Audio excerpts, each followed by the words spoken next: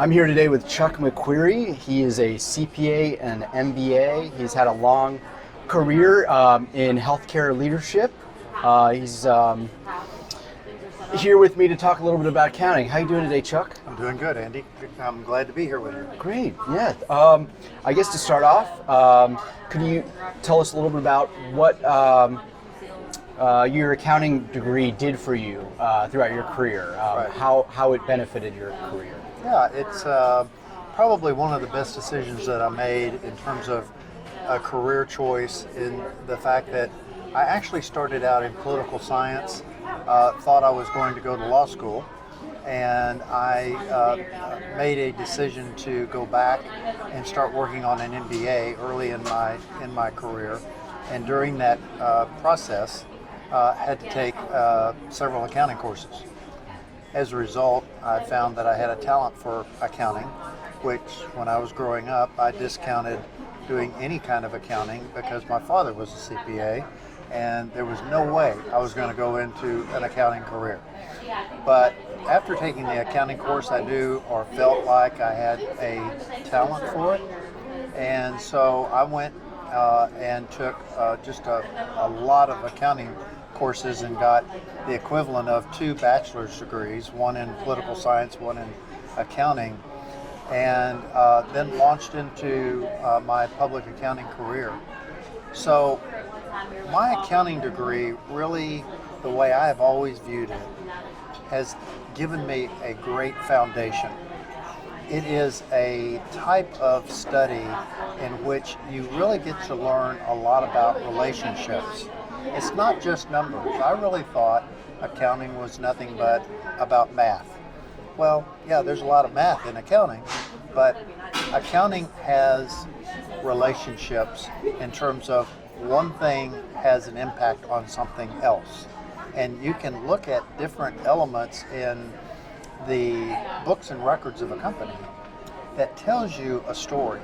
So I've always viewed numbers as a mechanism by which to tell a story. So that story could be all over the place. But years later, as I progressed in my career, I went back and finished that MBA that I started, and during that period of time, had the opportunity, because I was already a CPA by then, to help my classmates in the accounting course that I had to take as a basic course in the MBA program.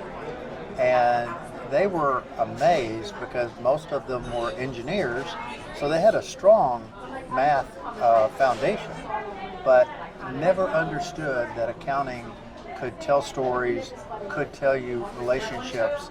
And there were a number of times where I walked them through, for example, a balance sheet, and I could tell them, without ever talking to anybody in the company, I could tell them what was going on in that company. For example, their debt structure and what that debt structure really kind of said about where the company was in its life cycle. That they were really amazed that it really told a pretty rich story. I love this idea. If we can stick to this topic just a little while. So you look at the balance sheet, you can say, okay, well, I guess what kind of story would it tell? I mean, how would looking at something as simple as a balance sheet help you?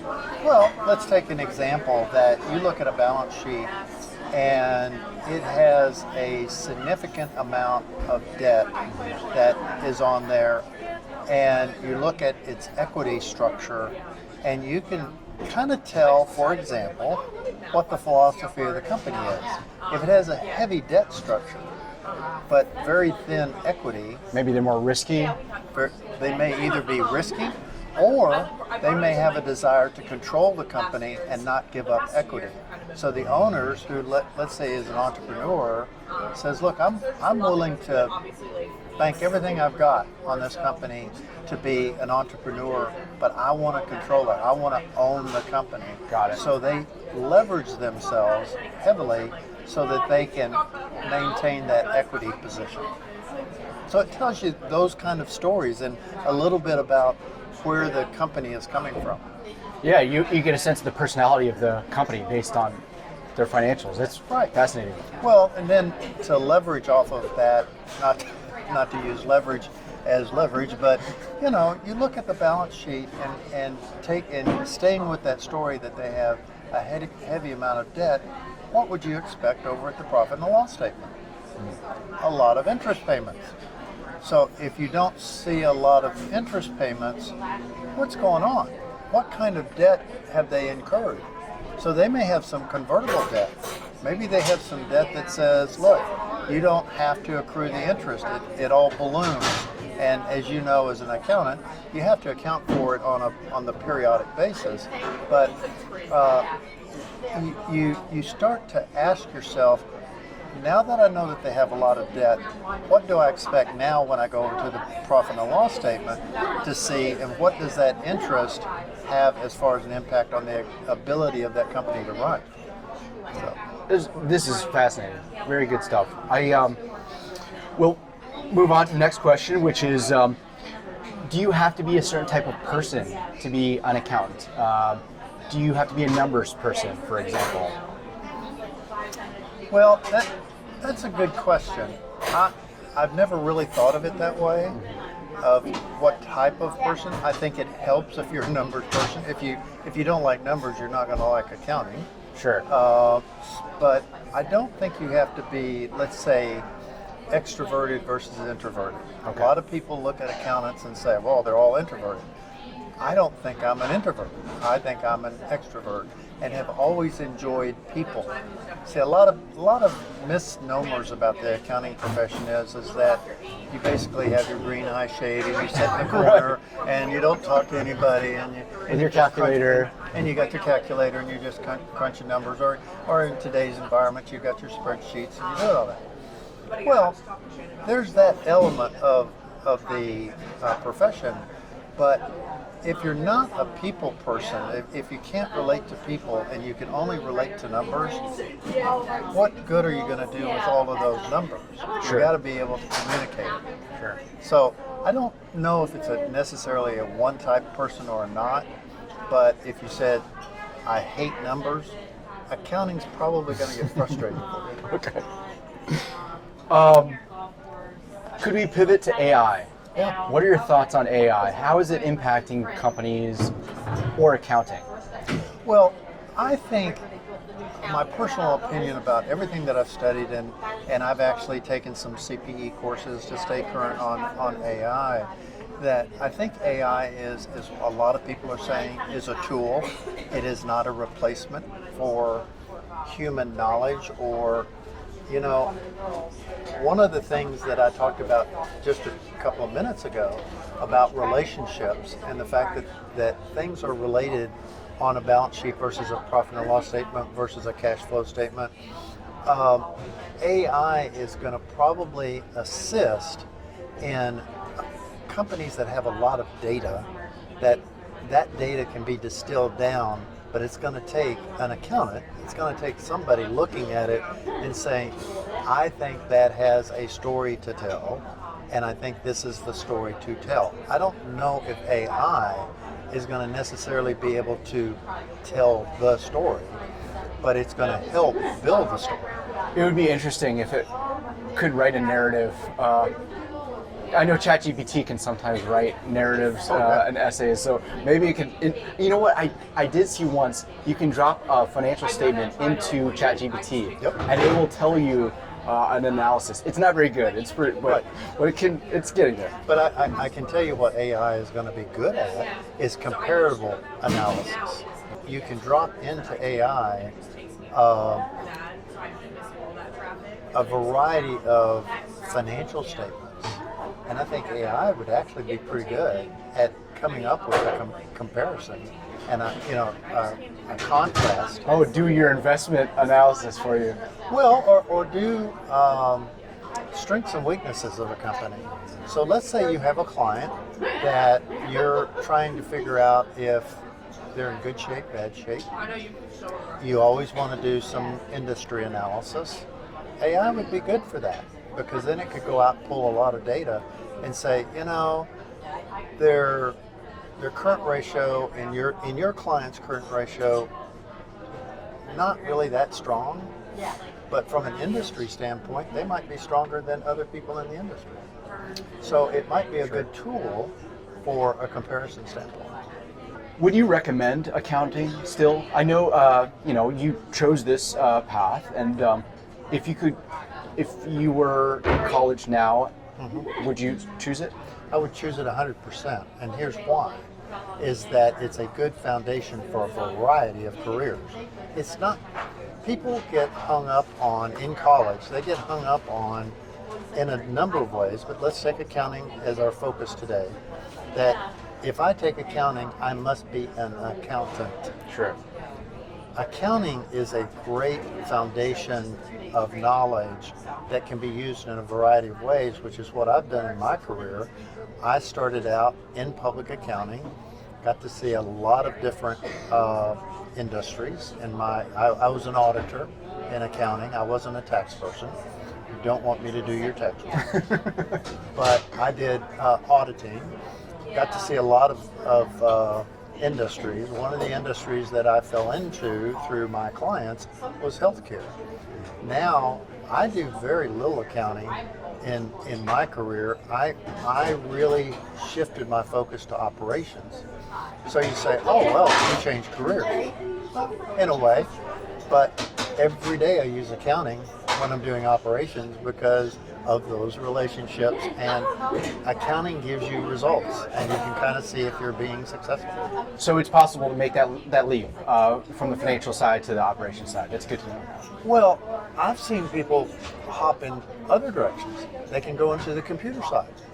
Oh, interesting. Oh, yeah. They can go into the computer side. They can go on human resources. It depends on what your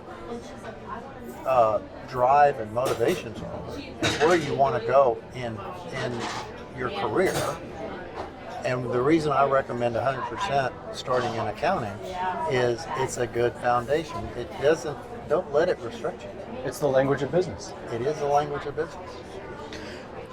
I don't know if you're still working now or if you've retired. Okay, so could you tell us what a typical day is like for you? Yeah, a typical day for me, it revolves a lot around emails. Okay. So I just read an article about how to get your emails under control because it can consume you.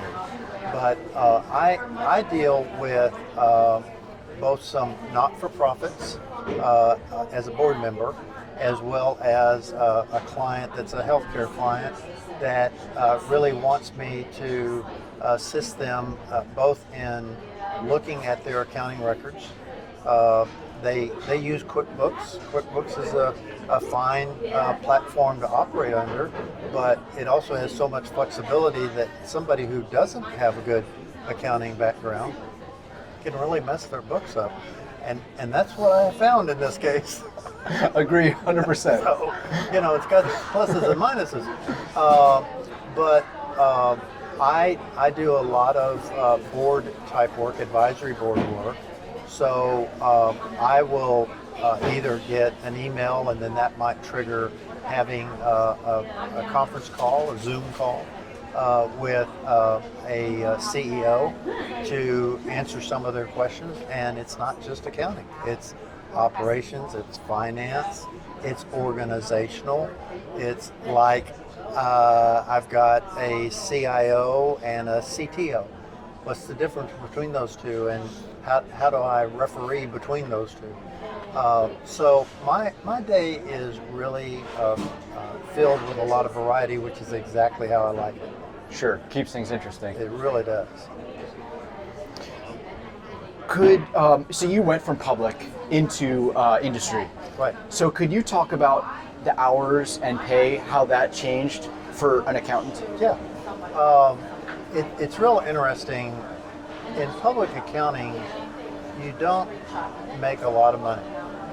You're not going to become independently wealthy in public accounting. So I'm probably going to offend a lot of people who are in public accounting because they'll say, well, I make a nice living. Yes, you can make a nice living. Going into industry, you've got some other options opened up to you, which are stock options and some variety of other ways to earn a living. I found that public accounting was a good once again, it was a building block. It was a good foundation, so that when I moved into industry, and one of my clients picked up the phone one day and called me and said, "Hey, you don't want to be in public accounting. You want to come to work for me?" And I did go to work for him, and really grew in my career. But I had stock options and other things, and so it is more important, in my opinion, now that I have a career to look back on. It is more important to be happy in what you are doing than how much money you make. The money will follow. Everybody says that, nobody believes it, because they kind of go, "Oh, right now the money ain't following me so close." But your happiness is extremely important. And one of the things that the pandemic really brought to light for a lot of people is the fact that there is a balance in life. And to work 80 to 100 hours, like in some cases you might do in a week or in a public accounting situation, especially during either tax season or a busy audit season. But you got to balance that with the off season in public accounting. And in industry, there's more of a smoothing out. It's kind of on a usually smoothed out throughout the year in terms of your workload. So I really emphasize to people who say, "Well, where can I make the most money?" Go to Wall Street. You'll make a lot of money, but you won't have a life. I mean, So do what makes you happy. I think you need to do what makes you happy. That's great advice. Could you tell us what led you to studying accounting? Yeah. First off, I went into college not wanting to study accounting at all. Didn't want to have anything to do with accounting because my father was a CPA, like I said earlier.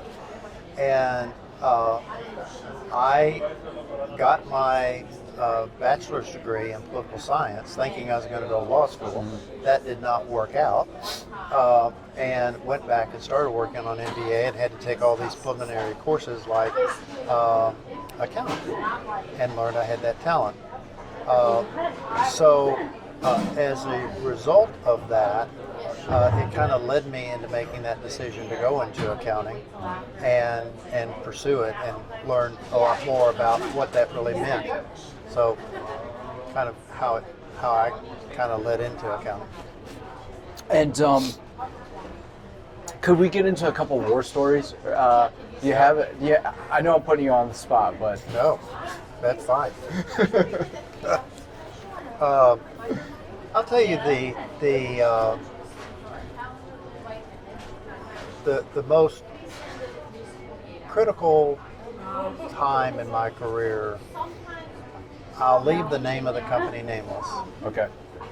but I was the senior vice president of operations in a healthcare facility, and we had 26 clinics around the country. We were publicly traded, and one of the large investment firms, which I'll leave them nameless as well, was an investor of ours. All of a sudden, our accounting went from a very strong company to a company that was on the verge of bankruptcy. And that investment banking firm wanted to know, how did this happen? The long and the short of it is that my boss, who was the CEO, tried to blame me because I was running operations. Probably didn't know what I was doing. They said, "Okay, well, we want to meet with Chuck and find out what he's doing so wrong," because they kept saying, if he's doing so wrong, then go ahead and fire him. And they wouldn't fire me for some reason, because it wasn't the operations. What ended up happening is, in preparation for this meeting, I went back to my accounting roots and started digging into the financials, which we had a separate CFO. Started digging into the financials, and then one night the controller came in and said, "I've been told I need to tell you something." And I said, "Okay, what do you need to tell me?" He said, "Well, the financials that you're looking at and the financials the investment banker is looking at are not the same." And I said, "Really? That's interesting." That is interesting. And they had two sets of books. Oh my goodness. And it predominantly revolved around an accounting treatment of what we called implementation fees. Implementation fees was what we charged new clinics that wanted to join this company to basically implement them into the company. So we charged them all the costs that it required. Everybody knew about implementation fees, but it was how you accounted for those implementation fees. Because implementation fees, from our banker's perspective, were not recurring. So if they were not recurring, they could not be used as a base for the line of credit. As a result of not being able to be used for the line of credit, it didn't help us a lot for doing our covenants for our bank loan. So the CFO and the CEO made the decision To include them. to include part of them as implementation fees, which would not be recurring, but take some of them and do contra expenses. So it lowered the expenses. Wow. Yeah. And so I was looking at it one way, the investment bankers were looking at it a different way, and I was then faced with the dilemma, what do I do with that knowledge? And I tried to get the CEO and the CFO to disclose, because it really was actually it was more of a disclosure issue than an accounting issue. Because we were audited outside, and the auditors saw both ways of accounting for those implementation fees to be legitimate. Just two different ways to do it, but you have to disclose it. They didn't disclose that they were using some of those to offset expenses. So you were I became the hero, actually. because I became a whistleblower. Oh. Because they wouldn't disclose it, so I went to the board of directors and had to disclose it. It was a big change in my career at that time. I can only imagine the stress. Oh, yeah. Something you probably had no sleep for I months. had no sleep, and talked to my wife and said, "What do I do?" And I didn't know what else to do but to disclose it. So that is probably the biggest war story that I could share with you. Well, thank you for sharing. That's inspiring to me, and I'm sure others. Yeah. Okay, so just a question from Reddit. How many computer monitors do you use? I used to. Two, okay. I find it, and I only started using two monitors about 5 years ago. When I first got into computers, I've got a kind of a war story about computers, but when I first got into computers, they were very tiny monitors. There wasn't any big monitors. So it was a lot of printing, putting it on paper, working on paper, and then putting it into the computer. But about 5 years ago, maybe a little bit longer, somebody said, this would be a whole lot easier for you if you had two monitors. You wouldn't have to put anything on paper and you could do it. So I used two monitors. Do you have a war story around computers? Oh, yeah. Yeah, my famous war story, I've told a lot of people this, is that back in the 1980s, so back when we were still using the abacus, but back in the 1980s, in public accounting, I was working for what's now known as Pricewaterhouse. They were introducing to the audit team computers. And they were the old compact computers that looked like huge sewing machines. And the way they were structured is you laid them on their side, and the thing that you took off of the monitor was actually your keyboard. And this was during the time when floppies were literally floppies, and they were 5 1/4 inch big, huge. I was scared to death. Our management consulting arm of the practice was trying to teach the auditors how to use these computers, and we were going to then start using computer assisted automated auditing techniques. I was scared to death. And I was in my office. By this time I was an audit manager. I was scared to death of it. I was in my office with this computer, tippy typing. I don't want to hurt the keyboard. I don't want to hurt this floppy. And the principal of the management consulting arm department came at my door, and he said, how's it going, Chuck? I mean, how are you coming along with kind of your exploration of this computer? And I said, well, I'm a little concerned. He said, well, show me what you're doing. And he said, okay, do you have any data on that 5 1/4 inch floppy? I said, yes. He said, okay, take it out of the computer. So I gingerly took it out of the computer, and he said, hand it to me. And my office looked out onto a hallway, and he said, okay, come out here. And he had my floppy in his hand. Come out here, go down to the end of the hall. I said, okay, and I thought, what am I going to learn about this? He takes that floppy, and just like a disc, he takes it and he just throws it down the hall. It bounces off the 2 walls, comes down. I'm panicked. I had already spent all this time putting in all these financials, and I was panicked. He said, well, pick it up, bring it down here. I'm so angry at him. I'm thinking he's just wasted all this time that I put in. He said, okay, put it in your computer.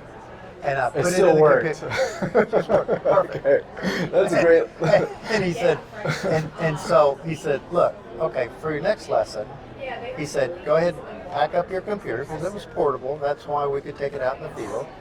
And I thought he was being very nice to me. And he said, here, let me carry it for you. And I said, okay. So he said, we'll just go on down to my office. And then he pretends to trip, and he drops my computer.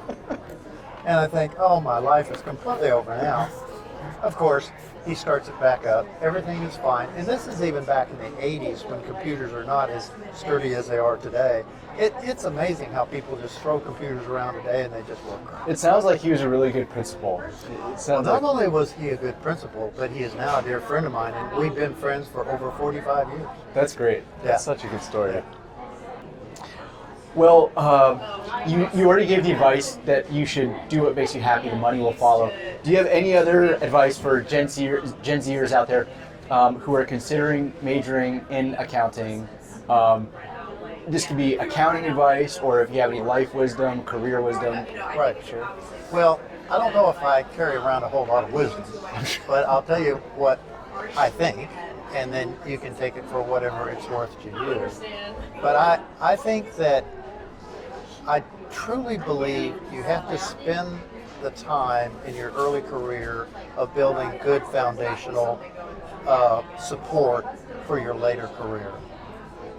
Too many people are anxious to get on with their career, and they start jumping from one job to another, thinking that, oh, this is the next great opportunity. Mm-hmm. I really felt that what public accounting did for me, because there's a real hierarchy to public accounting, and you have to spend time to get from one level to another level. And I think that lesson that I took away from public accounting is that everybody should spend a little bit of time in their early career, whether it's accounting or otherwise, of building a strong foundation. It's going to be frustrating. There are going to be days that are bad days. There's going to be some good days, but kind of plow through it. Spend at least 2 or 3 to 5 years really getting to understand the career that you've chosen and where you're going before you start making some quick decisions and saying, oh, wow, I could go from being a junior accountant to a senior accountant if I just changed from one firm to another, yet you haven't really spent the time being a good, solid accountant. And so my career advice is to build foundations, and it will pay off. And don't get in such a rush that you've got to take over the world before you're 30. I mean, it's amazing how long your life goes and how long your career can go. Invest in yourself. Chuck, thank you so much for your time. This was great, and I'm sure a lot of people will benefit from your sharing. I've enjoyed it, and hope I haven't bored you. No, not at all.